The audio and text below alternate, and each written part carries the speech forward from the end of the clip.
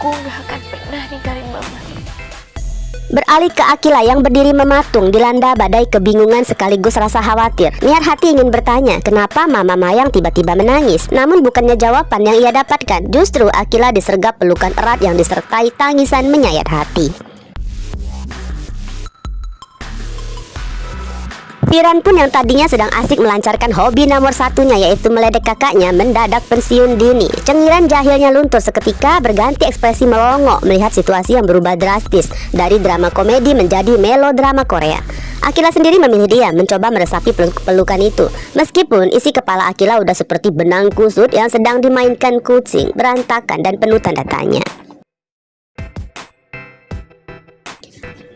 Sebaliknya Tante Rita justru ikut banjir air mata. Rita tahu persis apa yang ada di dalam isi kepala Mayang. Ketakutan yang pelan tapi pasti mulai mendekat. Ketakutan bahwa Akila akan segera tahu siapa orang tua kandungnya, dan bayang-bayang Angelica yang mungkin akan mengerahkan segala cara untuk bisa merebut hak asuh Akila kembali. Akila membimbing mamanya masuk ke dalam kamar. Meskipun Akila masih nggak tahu apa yang sebenarnya terjadi, Akila bisa merasakan kesedihan yang begitu pekat merembes dari pelukan sang mama. Alhasil pertahanan Akila jebol juga. Air matanya pun ikut mengalir deras. Apalagi saat Mama Mayang melontarkan permintaan yang terdengar agak horor sekaligus menyentuh. Akila, apapun yang terjadi, kamu jangan pernah tinggalkan Mama ya. Genggaman tangan Mayang begitu kencang, tatapannya menyiratkan ketakutan yang luar biasa, seolah Akila akan menghilang tertiup angin dalam sekejap. Hati Akila haru sekaligus galau melihat kasih sayang yang begitu tulus. Akila balas memeluk erat tubuh mamanya yang gemetar hebat, pertanda bahwa ada ketakutan raksasa yang sedang bersembunyi di sana. Begitu keluar dari kamar mamanya, kepala Akila rasanya mau pecah karena pertanyaan besar yang berputar-putar. Akila yakin 100% kalau mamanya sedang menyembunyikan rahasia seukuran gajah di balik punggungnya. Tanpa membuang waktu, Akila langsung menyergap Tante Rita nih untuk minta penjelasan. Rita sempat terdiam, otaknya bekerja lebih keras mencari alasan yang masuk akal. Rita tahu sikap Mayang tadi memang sangat mencurigakan, namun mustahil bagi Rita untuk jujur sekarang.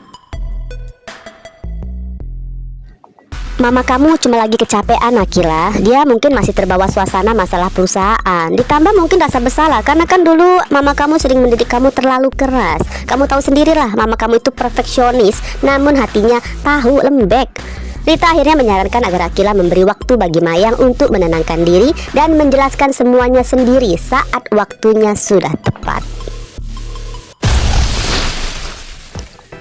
Akila pun melangkah masuk kamarnya dengan beban pikiran yang semakin berat. Segudang tanya berdesakan di kepalanya, menciptakan kegaduhan yang hanya bisa ia dengar sendiri. Sikap Mama Mayang hari ini terasa asing. Bukan sekedar perubahan suasana hati biasa, melainkan ada sesuatu yang janggal, sesuatu yang disembunyikan di balik raut wajah yang dipaksakan tenang. Insting Akila berteriak bahwa ada rahasia besar yang sengaja dikubur rapat-rapat. Dalam kegelisahannya, Akila segera menghubungi Harry. Satu-satunya tempat ia menumpahkan segala curiga dan analisanya. Akila bercerita dengan nada yang sedikit menggebu, menyusun potongan-potongan perilaku aneh sang mama, seolah sedang memecahkan teka-teki rumit. Namun Akila nggak pernah menyadari bahwa di balik ponsel itu, di ujung telepon tersebut, Harry justru sedang menggenggam semua jawaban. Harry adalah pemegang kunci dari segala rahasia yang Akila cari. Harry tahu apa yang sedang terjadi, apa yang berkecamuk di pikiran Mama Mayang, bahkan ketakutan terdalam yang membuat wanita itu memilih bungkam. Meskipun begitu, Harry paham betul bahwa kejujuran memiliki waktunya sendiri. Bagi Harry, saat ini bukanlah waktu yang tepat untuk menyatakan kebenaran. Dengan sabar Harry memilih peran sebagai pendengar setia, berpura-pura nggak tahu demi menjaga ketenangan mental Akila. Harry hanya memberikan kalimat-kalimat penenang, memastikan Akila merasa didengar, sambil diam-diam mengokohkan pundak agar selalu siap menjadi sandaran saat badai rahasia itu akhirnya meledak. Kalau pikiran kamu berat, badan kamu gak bisa dipaksain untuk kuat sendiri ya. Fata memarkirkan motornya dengan gerakan seringan mungkin di depan gang ruko, jauh dari jangkauan pandangan rukonya Zara. Fata bertindak layaknya agen rahasia yang sedang menjalankan misi penyamaran demi bisa menghindari radar tante dia yang bisa muncul kapan aja. Padahal niat Fata tulus hanya ingin mengantarkan Zara pulang dengan selamat setelah dari kantor camp. Zara pun seolah enggan beranjak dari boncengan itu. Tatapannya yang lembut terus tertuju pada Fatah, seolah sedang memindai seluruh beban yang menyelimutin punggung cowok itu akibat pertengkaran orang tua Fatah. Kehangatan yang Zara tawarkan bukan sekedar simpati. Zara siap berdiri teguh sebagai sandaran utama bagi Fatah. Melihat perhatian itu, senyum tipis akhirnya terukir di wajah Fatah. Badai di rumahnya mungkin belum reda, tapi kehadiran Zara yang begitu tulus terasa seperti tempat berteduh yang paling nyaman.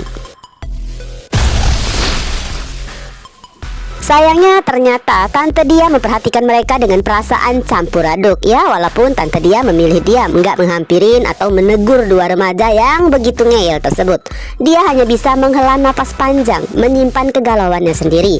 Dia tahu betul jika hubungan ini terus berlanjut, Zara lah yang akan terluka paling dalam saat nanti berhadapan dengan penolakan Amanda terkait kondisi genetiknya.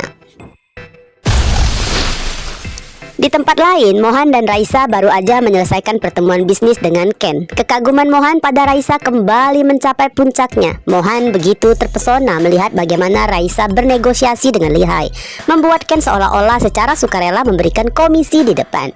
Bagi Mohan, Raisa adalah anugerah, wanita yang begitu mencintainya tanpa syarat dan selalu siap menanggung beban bersamanya. Bahkan sambil menceritakan beban itu dengan tawa polos Raisa yang begitu menenangkannya. Setelah mengantarkan Raisa ke hotel, Mohan segera meluncur menemui Fatah yang sudah menghubunginya. Mereka akhirnya bertemu di sebuah pinggir jalan yang sepi. Pemandangan ini sebenarnya cukup puitis ya, sekaligus menggelikan. Dua cowok gagah, calon saudara ipar harapannya, berbaring di atas motor masing-masing sambil menatap langit malam yang bertabur bintang. Namun malam itu Fatah ternyata sedang gak ingin bicara banyak. Fatah hanya butuh seseorang duduk di sampingnya dalam diam. Mohan pun setuju, karena pada dasarnya Mohan pun adalah tipe orang yang paling anti kesepian. Di bawah cahaya bintang, keduanya terhanyut dalam keheningan yang nyaman, merasa gak perlu kata-kata untuk saling memahami. Beralih ke Matthew yang sedang dilanda prahara batin yang cukup luar biasa. Meskipun sudah bukan ABG lagi, Matthew masih amatir dalam urusan perasaan terhadap Catalina Terias. Kepala Matthew terasa mau pecah, maka ia memutuskan untuk keluar rumah dan masuk ke mobilnya siap mencari udara segar. Kejutan datang saat Matthew menutup pintu mobilnya. Di kursi belakang, tahu-tahu udah ada Catalina nih yang udah duduk manis menunggunya. Kate menyapa Matthew dengan nada yang cukup misterius, seolah Kate memiliki keahlian khusus untuk menembus pintu mobil yang terkunci rapat tanpa suara. Jantung Matthew saat itu nyaris melompat, namun gengsinya tetap nomor satu. Matthew segera menetralisirkan ekspresi kagetnya menjadi senyum dingin yang dipaksakan. Meskipun sebenarnya dalam hati Matthew sangat bahagia bisa meluangkan waktu melihat gadis tersebut. Mereka pun menuju daerah yang cukup sunyi. Kate mulai melancarkan serangan untuk menutupi kegugupannya. Kate menuduh Matthew memiliki rencana jahat atau licik itu karena sudah menolak uang penalti yang udah siap dibayar papanya sebesar 10 miliar itu. Namun pertahanan Kate runtuh saat Matthew malah mendekat dan menatap matanya dengan tajam. Matthew menegaskan bahwa nilai seorang Catalina jauh lebih berharga dari tumpukan uang manapun. Suasana menjadi canggung sekaligus intens. Panik karena detak jantung mereka masing-masing. Kate mencoba melarikan diri dari sana, namun tangan Matthew dengan cepat mencoba menahannya. Tatapan tegang Matthew seolah mengatakan bahwa kepergian Kate akan membawa separuh jiwanya pergi. Meskipun akhirnya Kate tetap pergi ya dengan sikap ketus yang dibuat-buat. Kate melakukannya hanya untuk menyelamatkan pertahanan perasaannya yang sudah di ujung tanduk di hadapan Matthew. Kembali ke hotel, Kate mengabaikan semua panggilan dari Matthew yang masuk ke HP-nya. Di sana, Raisa sudah menunggunya. Setelah mendengar cerita penolakan uang tersebut, Raisa menyadari satu hal besar, bahwa Matthew telah terperangkap dalam pesona Kate. Namun masalahnya lebih rumit. Kate pun sudah kebablasan jatuh cinta beneran. Rencana mereka untuk menjebak Matthew mungkin gagal sebagai sebuah misi. Tapi perasaan yang tumbuh di antara keduanya adalah sesuatu yang murni dan tulus. Beralih ke Yuna, malam itu Yuna sedang berada di ambang batas kesabarannya. Bayangan Vio yang tadi begitu stres dan tertekan akibat kekejaman sang ayah membuat darah Yuna mendidih. Yuna harus menahan diri agar gak pergi dan memukulin ayah Vio secara langsung. Sebagai pelampiasan, malam itu sebuah pohon pisang menjadi korban tinju kemarahan Yuna. Yuna memukul terus memukul hingga tangannya berdarah-darah, hanya demi mengeluarkan sesak di dalam dadanya. Sementara di base camp, Vio akhirnya terbangun dari tidur lelapnya. Rasa penat dan depresi yang menghimpitnya karena urusan nilai pelajaran perlahan sedikit memudar. Vio mendapati Cantika dan Vania udah berada di sampingnya, siap memberikan dukungan yang ia butuhkan. Vio akhirnya sedikit tersadar. Di tengah tuntutan dunia yang memusingkannya, seenggaknya ia nggak pernah benar-benar sendirian.